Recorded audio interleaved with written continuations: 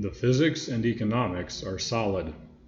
It's been double-checked by one of the best aerospace engineers of the last 50 years, as well as several others.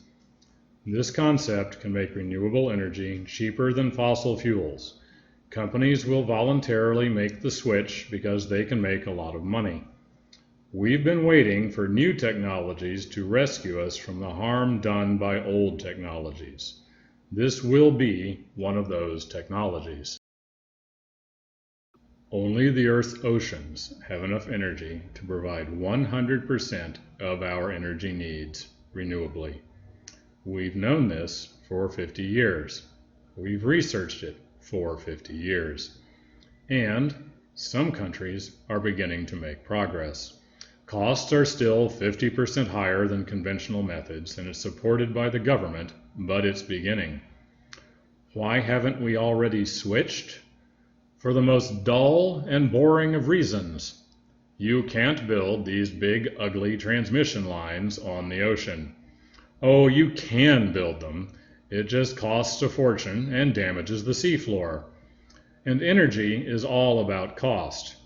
If the solution isn't cheaper, either your electric bill or your tax bill is going to go up. And despite all of our wishful words, when those bills go up, people fight it.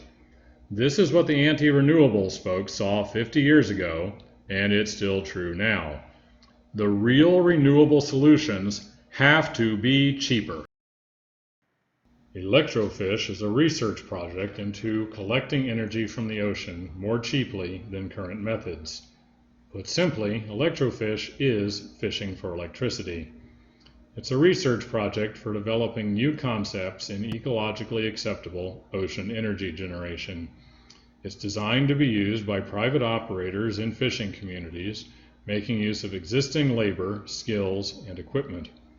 Only the Earth's oceans have the energy we need, and the ElectroFish project is the first step in collecting this energy cheaply. The math in the physics and cost estimates fills a couple of spreadsheets. For those who are interested, that presentation is on the way.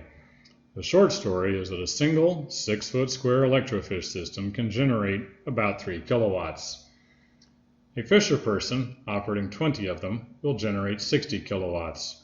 The small island of Bantayan, Philippines, has about 2,000 inactive fishing boats. If each one operates 20 units, that's 120 megawatts. There are more than 27,000 islands in the Southwest Pacific, most bigger than Bantayan. If each island operates 5,000 boats, that will supply 8,100 gigawatts. In the 12 months ending in September 2019, the USA generated 32.7 gigawatts of wind energy. That's 8,100 for the South Pacific and 32.7 for the USA.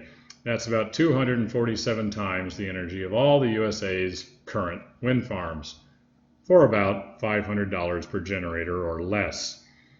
And the boats can operate bigger power nets and more generators if the math is off. That is the potential power of ocean energy and ElectroFish. And that's before we dare to voyage into the big currents of the deep oceans.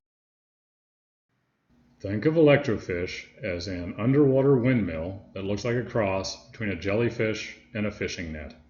This is the power net. Slow-moving water is caught in the net, which in turn drives a generator. The generator charges batteries, which are then transported to shore. Undersea cables may be used, but they increase the cost of the system dramatically. By combining these technologies, it is now possible to place generators on the surface or underwater, anchor them with concrete or cinder blocks using rope, creating new seed locations for corals, store the energy in batteries contained in pods, and periodically take that energy back to shore. Large industrial organizations would have difficulty with this approach due to high labor costs.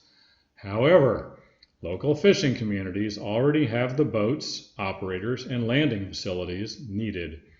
These people are already present and underemployed due to reduced fish populations. By adding electrical generation to their daily work, It will add significant income without impacting their fishing.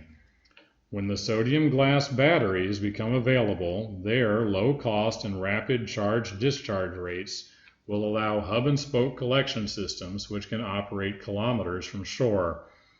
This makes huge portions of the ocean available harvesting areas. This technology may even make exporting electricity by ship economically competitive.